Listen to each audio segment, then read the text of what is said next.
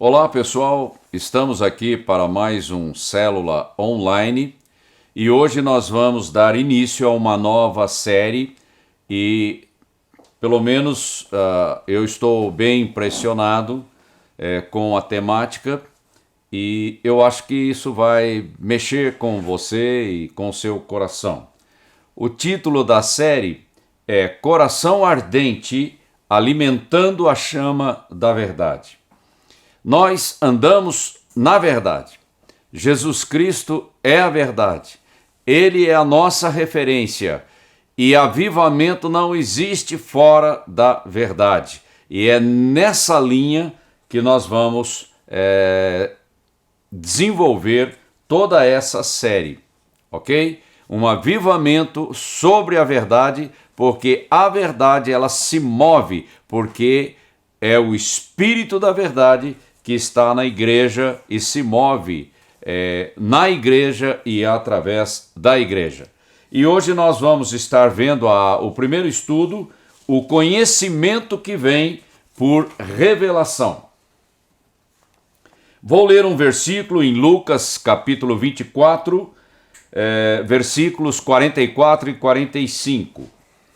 E disse-lhes Jesus: são estas as palavras que vos disse, estando ainda convosco, que convinha que se cumprisse tudo o que de mim estava escrito na lei de Moisés, e nos profetas e nos salmos. Então abriu-lhes o entendimento para compreenderem as Escrituras. Jesus ressurreto, falando com seus discípulos, ele abriu o entendimento deles para que eles tivessem conhecimento revelado. E o conhecimento revelado vem através do Espírito Santo. Uma pequena introdução e nós vamos estar desenvolvendo alguns pontos. Conhecimento revelado, nós nos referimos à expressão no grego rema. Rema fala do Espírito Santo iluminando uma comunicação ou uma palavra, uma mensagem, para que a gente possa discernir o seu significado espiritual. Não é uma comunicação verbal, normal, natural. É mais do que isso, porque traz o sentido, o significado, a sua mensagem espiritual, o propósito que está embutido naquela comunicação. E é uma revelação que vem de Deus, vem do Espírito Santo, vem do Senhor. É algo do reino de Deus, do céu, para a igreja. Guarda bem essa expressão. E nós também temos o logos, que é outra expressão no grego, que fala da comunicação verbal. Da escrita, da escritura, da gramática, daquilo que a gente já está acostumado. Mas só que o rema vai mais profundo. Ele traz o conteúdo espiritual da comunicação. E a gente tem que guardar bem isso para não fazer confusão. Só para citar um versículo, para ratificar isso que nós estamos falando, eu vou ler um versículo em Mateus capítulo 4, versículo 4. Ele, Jesus, porém, respondendo, disse: está escrito, nem só de pão viverá o homem, mas de toda palavra, rema, mensagem, que sai da boca de Deus. Não é a simples palavra como uma comunicação normal, natural, mas é a mensagem, o conteúdo da mensagem que saiu da boca de Deus, por isso que nós usamos a palavra revelação. Conhecimento revelado é espiritual. E a fé que nós exercemos é no rema, é na palavra revelada, não é na palavra escrita, porque a lei mata, mas o Espírito vivifica. Então nós temos que ter isso bem claro para a gente não fazer confusão. Primeiro ponto que eu quero trazer aqui: um coração incendiado é a condição para que o nosso legado permaneça. Porque legado que não permanece é aquela construção na areia. Ela não se sustenta ao longo do tempo e diante das dificuldades. O coração incendiado pelo fogo do Espírito, ele faz com que as suas obras, aquilo que você faz pela fé, permaneça para a glória de Deus. Essa é a característica marcante do discípulo, é a característica marcante da igreja. Só para vocês terem uma ideia, lá em Hebreus capítulo 11, nós temos uma lista de heróis da fé que tinham o coração incendiado, um coração cheio do temor de Deus e que produziram algo que permanece até hoje e que foi digno de nota, de registro no livro de Hebreus capítulo 11. Isso é muito importante para nós como exemplo. E eu quero ler alguma coisa aqui para caracterizar esse ponto dos heróis da fé. Renunciaram aos seus sonhos pessoais. O exemplo, Moisés. Correram risco por causa da verdade das revelações divinas, os profetas. Não amaram suas posses para exercerem generosidade, a igreja primitiva. A visão do coração deles era a visão do céu. O temor do Senhor traz essa perspectiva, essa expectativa no nosso coração. Nós nos firmamos nas promessas. As promessas, na sua mensagem, no seu conteúdo espiritual. E aplicamos a nossa confiança, a nossa fé nas promessas. Está entendendo o conhecimento revelado? A diferença que o conhecimento revelado traz no resultado da nossa vida. Eles andaram na terra como forasteiro e peregrinos. Não estavam se apegando nas coisas terrenas. Não davam muita importância para a sua reputação, ou seja, a opinião, o sucesso, a opinião pública. Isso daí funciona como um castrador, porque eu deixo de obedecer a Deus para agradar o público. E aí a mensagem começa a mudar. Nós já falamos sobre isso. E nem gastavam muito tempo preocupados com uma autoimagem negativa, ou seja, essa coisa de autoestima, dando muita importância para isso. Na verdade, não era uma questão de autoestima, mas era uma questão de entrega, de rendição na presença do Senhor, para que a vontade perfeita de Deus passasse pela vida deles e cumprisse o seu propósito. É outra perspectiva. Continuando. Amaram a verdade revelada. Deus falou, pronto. O assunto está encerrado. Não fica racionalizando, mas será que é bem isso? Será que é bem aquilo? Não, Deus falou, eles tomavam posse. Imediatamente, espontaneamente. Desejaram a luz da perfeição de Deus. Não tinham medo de serem confrontados com a verdade. Se a verdade incomoda, que incomode. Porque eu preciso de mudança, porque eu sou o barro.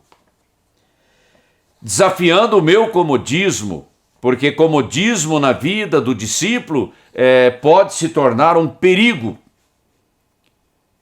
E eu tenho que estar atento a isso. Buscavam algo melhor e mais elevado. Eles queriam a vida de Deus na vida deles, saindo daquele quadradinho do mais do mesmo da religião, da religiosidade.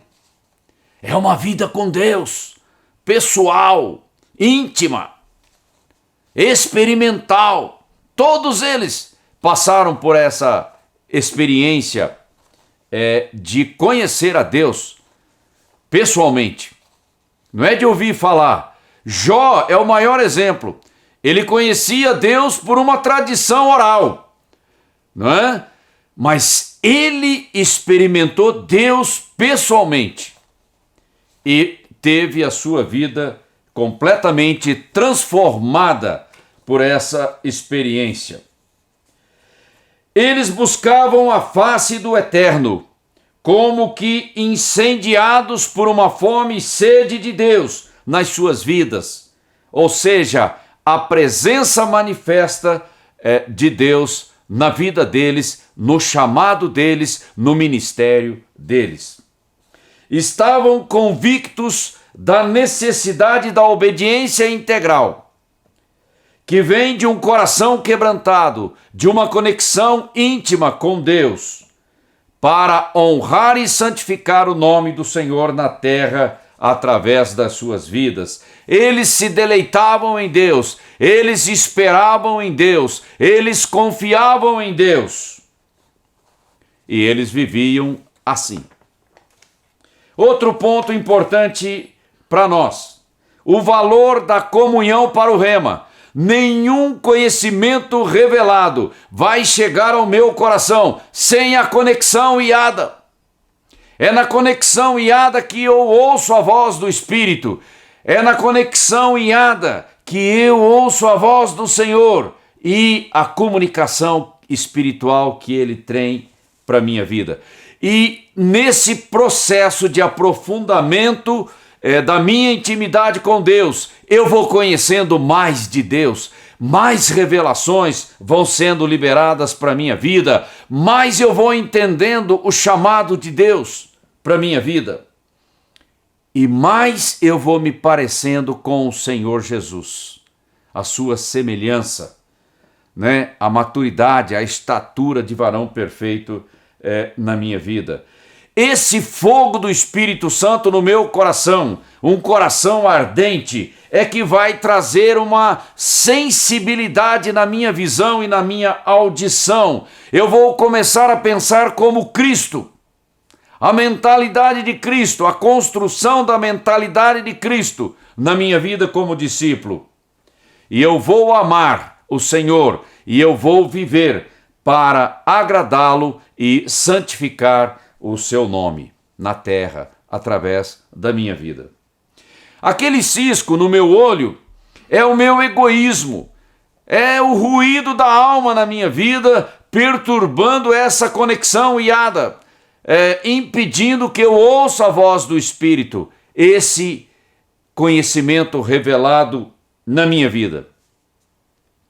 Mas quando eu busco a face de Deus, quando eu me aquebranto diante dele, então ele vai quebrando essas coisas na minha vida, essas estruturas, essas barreiras, esses laços, e vai tirando o cisco do meu olho, tirando a cera do meu ouvido, para que eu possa ver, para que eu possa ouvir o que Deus tem para mim.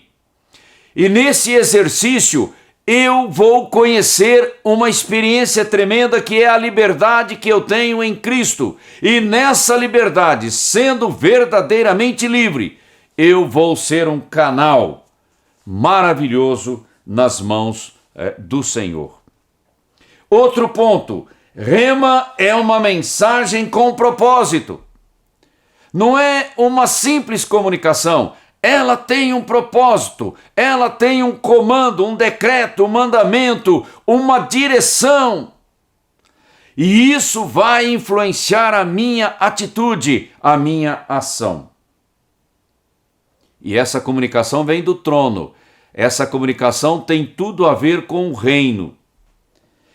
E eu preciso de discernimento para entender o que o Espírito Santo está falando na terra, para que eu possa me alinhar com o céu. Tanto é que Jesus, ele usava muito a expressão: quem tem ouvidos, ouça. Então isso fala de uma atitude, de uma busca e de uma maneira correta para ouvir o Espírito Santo. E olha, lá em Mateus 13, versículos 9 a 14, uma passagem muito dura, quando o Senhor mesmo diz: aquele que não sabe ouvir, até o que tem lhe será tirado. Olha, é muito drástico, é muito sério, e nós precisamos de quebrantamento do fogo do Espírito Santo na nossa vida para ouvir corretamente, dar atenção da comunicação do Espírito Santo, valorizar a comunicação e obedecer. É simples assim. E é com esse coração incendiado que eu começo a desenvolver a minha percepção espiritual. E Jesus disse: quem tem sede, vem a mim e beba. Ou seja, o manancial é inesgotável, mas quem tem sede, venha. Atitude, e beba. Beba de graça. Porque o Espírito Santo está disponível para abençoar a vida daquele que tem sede e fome de Deus. Outro ponto importante: abrindo os céus sobre as pessoas, ou seja, quebrando laços e barreiras espirituais que impedem as pessoas de terem uma experiência real, concreta, profunda, íntima com Deus. Aqui fala do jejum, aqui fala do clamor, aqui fala da intercessão, abrindo os céus para que o toque de Deus aconteça na vida das pessoas. Não é simplesmente eu ouvi, mas não entendi. Mas não entendeu por quê? Porque tem uma esfera espiritual, uma redoma espiritual, trazendo opressão para que você não entenda, para que você não compreenda e para que você não entre pela porta. Jesus é a porta. Aí a necessidade da nossa intercessão, do nosso clamor, do nosso jejum, do nosso quebrantamento, clamando para limpar os céus sobre a vida das pessoas, para que elas possam passar, entrar por essa experiência tremenda com Deus. E não é um jejum qualquer, cumprindo uma formalidade religiosa, mas é um jejum aonde eu me rendo e entrego aquilo que é importante na minha vida, que tem me prendido no meu egoísmo, na minha individualidade, eu coloco aos pés do Senhor, através de sacrifício espiritual agradável a Deus, para que então Deus se mova e coloque os demônios para correr. E aí o orvalho do Espírito, o orvalho que desce do céu, possa atingir o coração das pessoas. Esse é o propósito do clamor.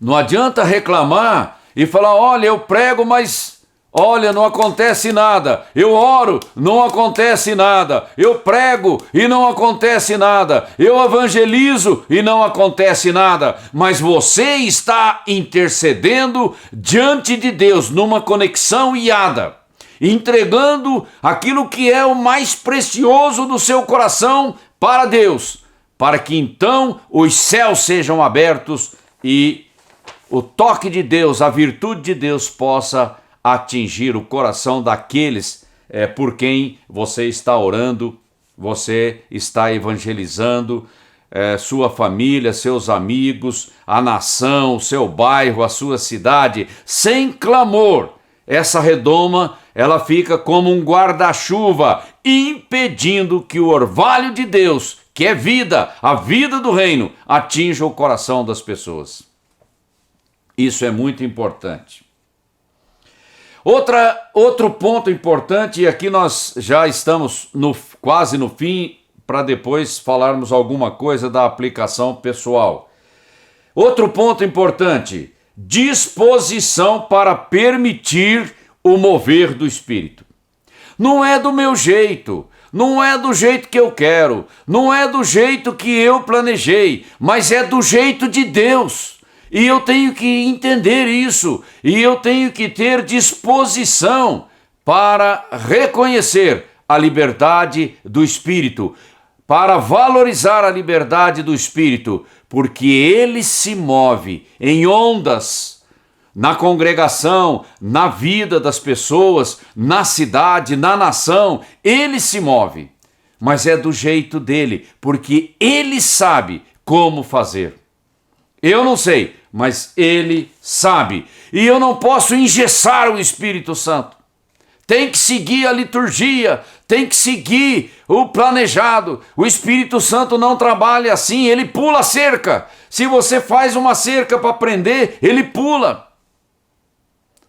Então eu tenho que ter humildade para reconhecer a necessidade da liberdade do Espírito no nosso meio, na nossa vida, para que ele faça o melhor, porque o melhor vai trazer o melhor resultado.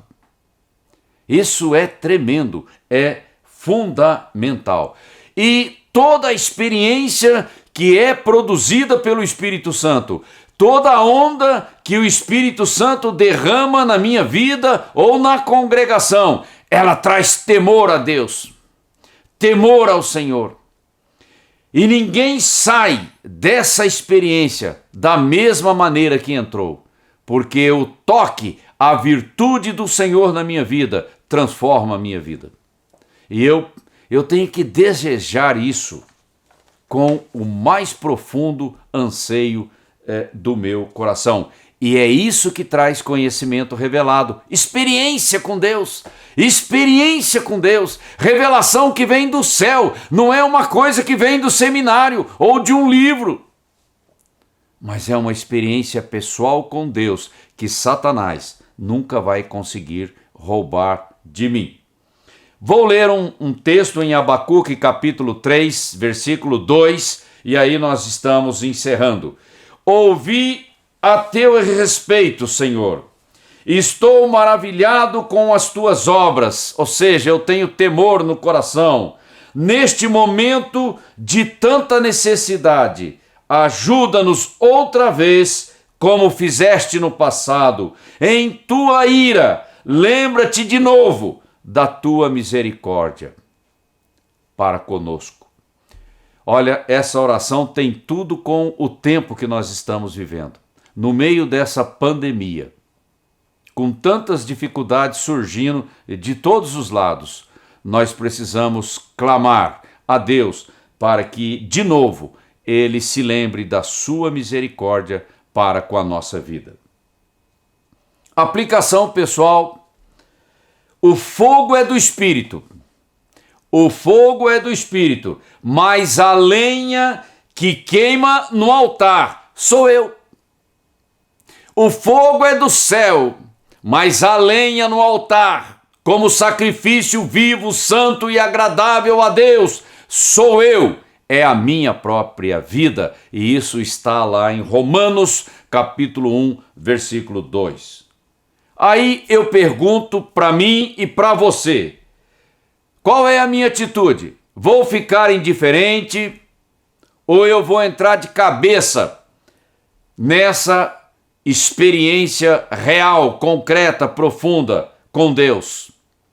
Vou abrir mão de coisas que me embaraçam por causa do valor que essa experiência traz na minha vida, por causa do fruto que ela produz? Estou disposto a abrir mão? Fica essa questão para você e para mim, para refletir na presença do Senhor. Que o Espírito Santo te abençoe, te traga entendimento, e eu conto com a sua presença na conexão da próxima semana. Um grande abraço a você. Deus te abençoe.